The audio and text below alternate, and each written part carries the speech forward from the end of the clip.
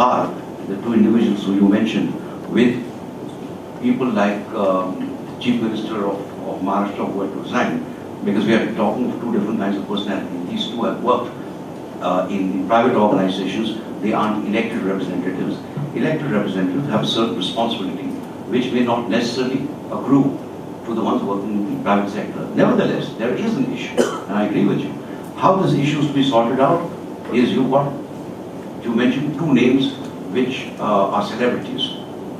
But I can tell you of at least half a dozen cases in the past 1 year alone of people who are in the media, who are not celebrities, but who've been voted out because they were found to be lacking in professional rectitude.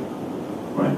There are internal mechanisms for this because no media house wants to have any black sheep in its midst because it affects the overall credibility of the media house, and each one therefore does it in their own way. A lot of people prefer simply to not to attribute any work or give any work to the person concerned. So that after a couple of months the person sees the writing on the wall and leaves. But where I agree with you is that the kind of introspection that is required in the media itself is not happening. And the introspection is not just about personal feelings. That's important, right? The far more important thing is, in a situation where so much change is happening, what is the kind of functions that we ought to be performing?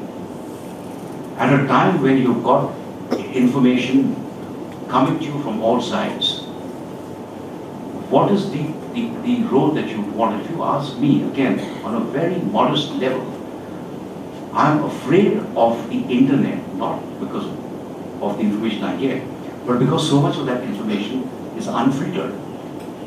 You need some filtering, some double checking, some cross checking, because otherwise you go on certain sites and it's just hate mongering that goes on against a community or against a group and so on and so forth. There is no filtering. What happens, however, in newsroom, whether it's in a TV station or in a newspaper office, is you've got layers. You've got the sub-editor, you've got the chief sub, you've got the news editor at 3-4 different levels.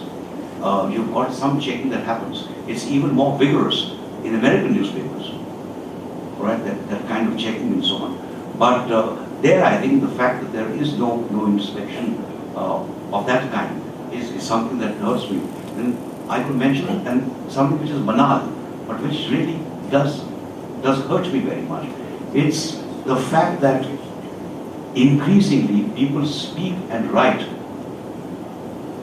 without a grammatical sense. You know, prepositions are dropped, articles are misused, and if you can't think straight, you can't write straight. And I was arguing with friends from these journalism schools, please, for God's sake, devote a little time to studying rudimentary grammar. Because what is happening in our country is, in the newsroom, you get dispatches from 3 sources. One in American English.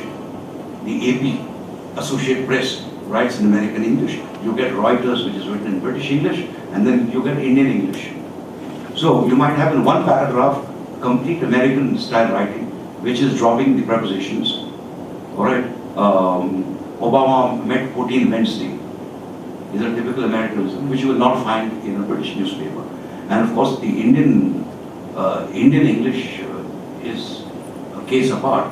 I was saying this morning. I read yesterday in a local paper here, someone was leaving a meeting, and then someone said, "I'll go and come." Now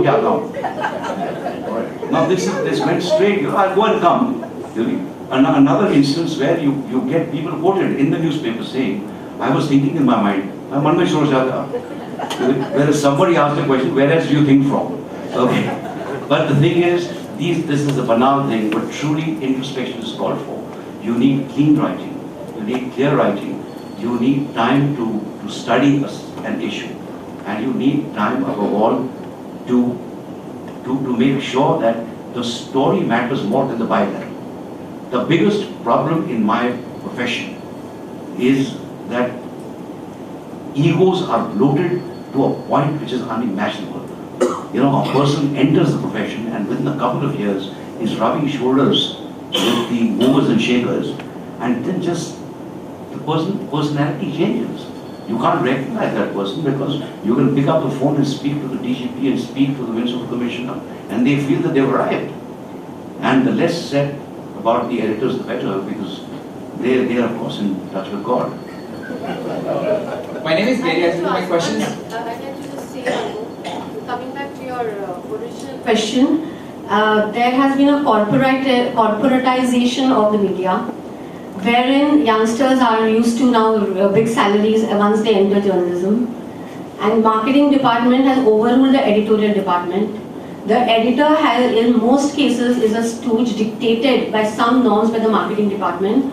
So for media to introspect, first this has to be cleansed. Now Dilip ji says that it's a market, it's competition, and print is also very expensive. I agree to that. But I believe that if leaders like Times of India and Hindustan Times take up hard-hitting issues, the damn advertiser will give the ad, because where will he go? So there is no need for the marketing department to go down to them, And then you mentioned about Barkha Dutt, and I would say that she should have been sacked, or she should have been suspended till such time that she comes out clean. Whereas the television media goes whole hog, saying that he should go, and they don't listen if they say no, he's still not convicted. So similarly, I am agreed that the politician must go. Now, Dilip ji said about systems, and there are already checks and balances in the system. Now, with those checks and balances, what is happening to Kalmadi? They are trying to get him to have dementia so he can escape. So those checks and balances are not working, and therefore Anna is not come as a messiah. It is a indication that our governance is at the pits, and therefore everybody is fed up of corruption. And I don't think anybody should idolize one person like Anna Hazare. Everybody is educated. They should study what is the Jan Lokpal bill, what is the Lokpal bill, and get proactive. I think both sides need to be. Yeah. My question was, what do you feel about the concept of paid news during election time? First of all, paid news is a contradiction in terms. The minute news is paid, it ceases to be news. It becomes a form of advertising. So let's. It's not written there. It's not written there. No. So therefore, allow me to complete. I am therefore against it. It should be clearly indicated that this particular item has been paid for, and there are ways and ways of doing it. You can call it. Some people call it impact. Some people call it sponsored, whatever it is. But there ought to be. I go one step further. I say that even the font that is used for stories like this ought to be different from the font of the editorials. Because the thing is, in the end, I have no problems in people giving news for which they pay. My problem is that don't confuse it with news which is not paid. Paid news is an anachronism. It is a form of advertising, and it ought therefore to be treated as a form of advertising, which means you use a different headline, a different font, a different design, and then clearly indicate in whatever manner you wish that this is something which is not part of the editorial environment. That's where I stand. You see, here in Goa, you have a lot of these local newspapers, where politicians give large advertisements in the form of advertorials. It's a fashion in Goa for politicians to give advertisements on their birthdays, etc. And it runs into pages, 4 pages, 5 pages, 6 pages. They keep on, glorifying themselves through such advertorials. None of the newspapers carry that small fine print that so-and-so XYZ newspaper does not, subscribe to the views nor the contents expressed on this page. Nothing of this sort. So here the newspapers are also encouraging the politicians, and the gullible readers get carried away. What do you have to say on this count? Because if the papers here are doing it day after day, I think every reader knows that this thing has been paid for. Today's paper has one such, there are 7 pictures of the same gentleman, and those seven each picture has one wonderful adjective or another in the service of the people, in the service of the poor, with the marginalized, with the oppressed, and so on, 7 times. I think people are not foolish. You can see through very easily. The difficulty lies when things are subtle. When things are subtle, which means news is being paid for, but it is passed off as a kind of an editorial endeavor. That is where. But this kind of thing, because in the past, 8 pages devoted to the 75th and birthday of some politician or the other. And article upon article praising the person. No, most people just throw it apart, they don't even see it. It was actually the Times of India which started this whole thing about, media net. And they never carried that little thing saying that this is a paid article or a paid news. Till there was a much hue and cry, and now it comes in very small print. But then, for a long time, they did not carry it. Now, what do you have to say about that? I repeat what I told you earlier, namely that they don't take the reader's intelligence. The reader sees the whole thing, and the tinier the print, the more blatant the attempt. So just leave it to readers. If they see that there is something which comes in which lacks credibility, all right. In the first paragraph of any story tells you whether it has been motivated or not. If you've been in the business as long as I have been, I can tell from the first paragraph that there is something more involved than merely journalistic interest. Right? So that's where I stand up. Always stood by it. I think if you want to pay money to give your point of view, fine. But you indicate there in a prominent way that this is being paid for.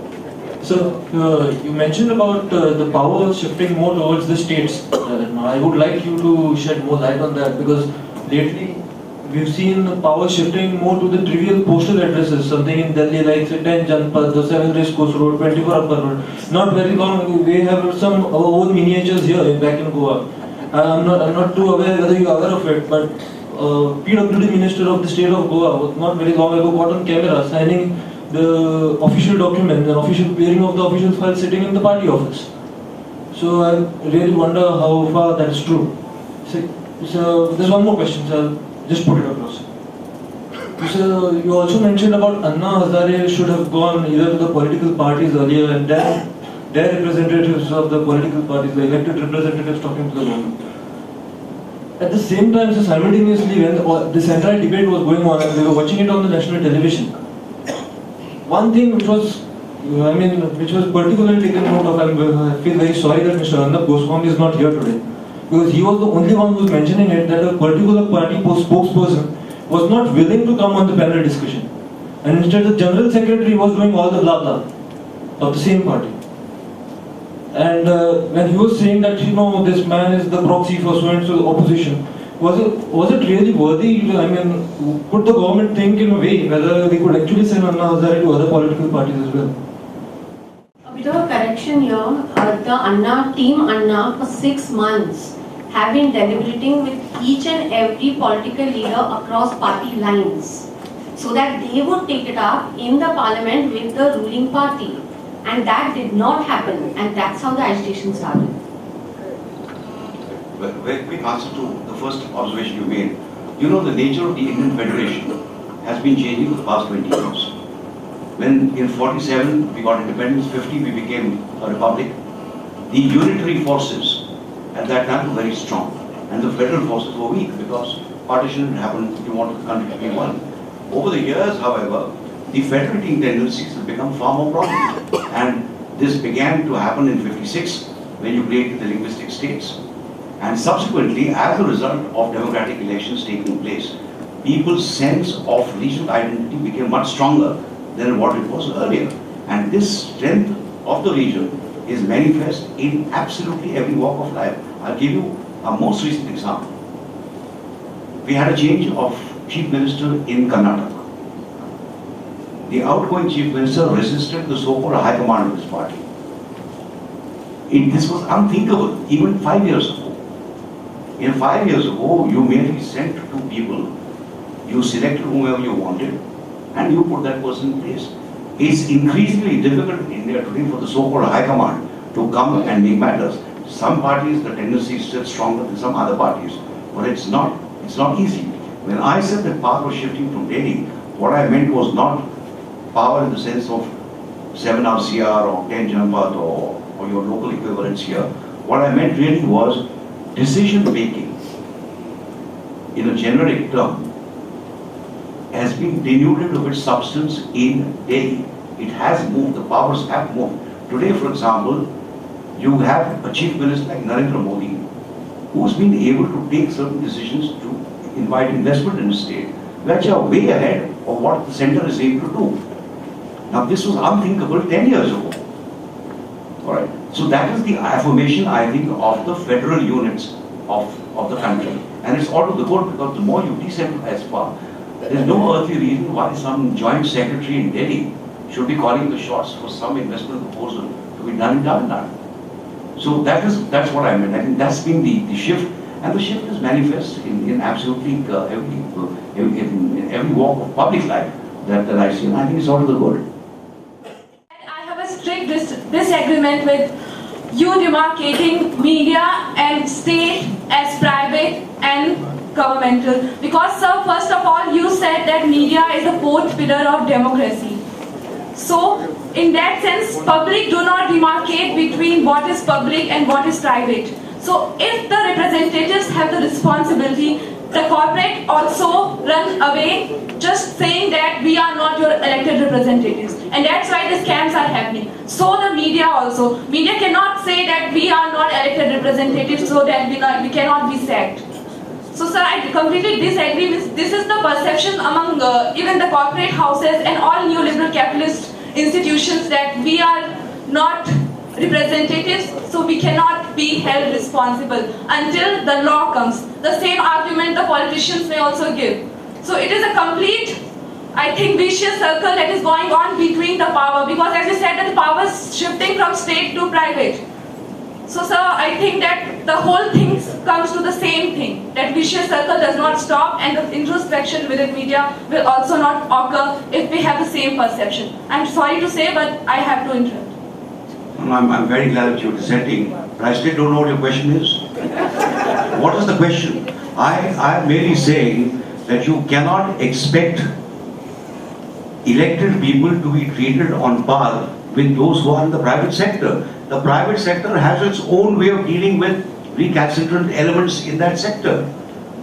But elected people have to be dealt with differently. The private sector is not using the taxpayers' money the way, for example, Mr. Kalmadi used taxpayers' money in the CWG business. And the corporate world has its own responsibilities. It's responsible primarily to its shareholders. And if tomorrow there is something amiss in the way corporates work, the shareholders have ways and means of doing it. So, but on the question of introspection, I said to you earlier, it is in the interest of a media house to make sure that things of the kind that happened, as we mentioned earlier, do not take place, because they affect the functioning of the media team. They affect credibility of the media, and so on and so forth. So that is the line I'm drawing, but you can't with a single brush paint both public and private sector as if there is no difference. There is a difference. Similarly, civil society cannot be equated with the political class. Because we do not have any Okay, I got your point. You made your point, okay? You've made it loudly and clearly and articulately, and I thank you for it. The answer there is, everyone is equal in the light, in the eyes of the law. If anyone has violated the law, no matter whether it's public sector or private sector or any other sector, the law should take its course. And therefore, if tomorrow there is a law that is applied to those who have been allegedly involved with Ms. Radia, then obviously you can't spare them, because there is no separate law for the private sector, no separate law for the public sector. All right, so to that extent you're right. I'm merely saying that the distinction is not because if you're guilty, but you're guilty to be proved to be guilty in the eyes of the law. It is not because some good moralizing people feel that one is more demonic than the other that these things happen. Let the mechanisms first work themselves out, and if the law has been broken, then the law will come in and impose such punishment as is required. It looked tilted more on role of media and good activism. I think governance is more than that, and it's a suggestion. It's not a question that whether good governance also would be a part of media, because the way I see the space matters. The type of headlines we read every day or the type of news channels we hear, the same things are getting repeated. Yamuna ka star badh gaya, Delhi khatre mein. Delhi खतरे में, यमुना का स्तर बढ़ गया. How many times it is shown? Looks like the entire India is going, a gory picture is painted. I don't think India, the development aspects in India are that bad. But why are we not consciously also projecting that? We have good government officers, but we have never heard stories about them coming in front page. As you rightly said, 30 minutes time span, people won't have, the retention power. In the same way, front page का एक अपना महत्व होता है. ये space बहुत जरूरी होता है डेवलपमेंट एक्टिविटीज के लिए, लेकिन वो डेप्थ जर्नलिज्म में नहीं है. आप अभी देखेंगे जैसे ही ये पैनल डिस्कशन खत्म हो गया, चुनिंदा जर्नलिस्ट चले गए, तो जो बात करेंगे वो कभी छपेगी नहीं. जो डिस्कशंस यहाँ पे होगा, we see every episode we see that as soon as the main function is over, we all just rush out. So ये जो इंट्रोस्पेक्शन होगा, ये जर्नलिज्म की depth, journalists, I'm sorry to say not all, but most of the journalists have become like courier boys. They just put the things उसमें जो सोचने के लिए, because I have been born and brought up in Mumbai. Times of India has been one of my favorite papers because it used to put facts, जिसका हम लोग बोलते हैं freshness and validity. Those things are not seen. So every day when I get up and see the newspaper, I feel sorry what type of country I stay. But does it mean the country is going that bad? So ये balance कब आएगा journalism में, बहुत जरूरी है. आप छापिए activism का, लेकिन विनीता देशमुख के पूरे स्पीच में मुझे ऐसा लगा कि सुबह उठ के तलवार लेके मुझे जाना है और सबके साथ फाइट करना है. Why we don't believe? Let me complete, ma'am. Co-creation. I don't think government is not open for such discussions. But media will play a good role when it prints stories of co-creation. Where why we have to go on streets? We can always go across the people. RTI में भी मुझे ऐसा ही लगता है कि I will go and I will demand, I will check the files. I don't think this way, the development aspects will work. The entire definition of governance has to be relooked. So it's only a suggestion which I thought, because I am a recipient of the newspaper. It affects me. I buy that newspaper, and I don't have time to go through all the pages. From 5 pages it has gone to 35 pages. तो उसका एक ही value मुझे किसी ने बताया कि रद्दी का भाव बढ़ गया. वो ये नहीं होना चाहिए. Please. That's what I'm saying. Even in governance, when the Pune collector actually digitalized the 12 lakh files which were pending from 1962, that also became news. For that, nobody had to use a talwar, but he did it, and all the newspapers reported it. So you have to report good governance also. And when I say inspection of files, it doesn't mean rubbing the government on the wrong side. It is that we have come to a stage where unless and until you are proactive, the government is not interested in telling you the truth, and it will tell you selective truth. So as a journalist, should you go by your 30 years of studies which says that take from official sources, or when you have a non-violent peaceful tool in your hand, wherein instead of, it is a conventional thing in journalists that, oh, he's my source, so I cannot make him feel bad. That's the thing that young journalists tell me when I tell them invoke the RTI. No, then the municipal commissioner won't give me the story the next day. He will give the story to all my other beat reporters of other newspapers. But we have to change, and it has to be a radical change for the journalists, because RTI is not taking a sword and going. It is your duty as a journalist to give the factual information to your reader, and if you are getting it yourself, other than being supplied by a source which is generally corrupt, there are many good officers, and I know. But then, if there is a new tool, if there is computer, are you saying that, oh, I am still working on a typewriter? No, there's a new technology come out. Similarly, there's a new tool come out for journalists. So you have to address the good and the bad. And unfortunately, the bad overscores the good. You have to tell it to the people. Activists who keep on, filing RTI applications for private purposes, with private motive, not because of public interest. Do you think it's high time we must have a Data Protection Act or right to privacy laws like there is in the UK? No. Does it mean because RTI Act has come, you can see it? No. There is a third-party clause wherein the public information officer goes back to that husband and says that this is what your wife is asking, should I give it the information? And depending on the judgment or whatever the decision or the opinion of the husband, it is given or not given. So it is not like, okay, now we are talking about private things. Now 70% of the RTI applications are for private purposes. I'm going back to the question before these two gentlemen. Now, as journalists, we are supposed to report the news. We are supposed to give the facts. Now, from quite a bit I heard from you, ma'am, is that you are advocating activism in journalism, as in we have to go and make the news. Like you said, instead of going to your paper, you held a press conference. Now, is that not crossing the line of journalism and moving on to activism? I was just wondering, because what we are taught and what we are, what we normally practice is that our job is to report the news. Yes, we can write an analytical piece or we can editorialize, but generally it's our job to report the news.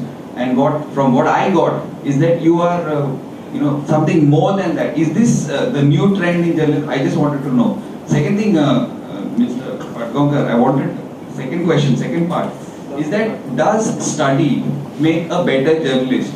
Because we all have our biases, we all have our prejudices. But if by studying, by going to college, by studying journalism, by doing our masters, do we become better journalists? And despite our biases, is it possible for us, due to our studies and knowing about ethics and plagiarism, and what, does it make us better journalists? I shared it with the peers, and I think even if it is a new trend in journalism, like I said, it ought to be done because governance that is not there. And in this case, what happens is that I am not the one person who's trying to, crusade for something. Maybe I have got shady documents, maybe I have got my own agenda. But when your colleagues and peers look at it, they themselves also rechecked those documents. So it is important for transparency, it is important for amplification of a particular, I don't run to the press conference every third day. So this is the only one where I held a press conference. So I feel that yes, the time has come when a journalist has to become an activist, because there's a joke now amongst our leaders that the fourth estate has become a real estate. And that is because most of the advertisements come from builders. And there is so much pressure on the journalist, whether to mention the name of the builder, whether to carry the story, whether to spike the story. It's very unfortunate. But the fact is that the credibility of the media is at its depth, Nadir. And so, if you procure documents from facts from by inspection of files, of course you should change and do it. There's nothing in law and journalism that what you studied 30 years back should not be improved. Well, listen, I think you've raised an absolutely sensitive issue, and I think let's put the record straight. There is place for activism. There is a platform for activism. You create an NGO, you become a RTI activist, etc. Similarly, there is a place for yoga, but there is also a different place for politics.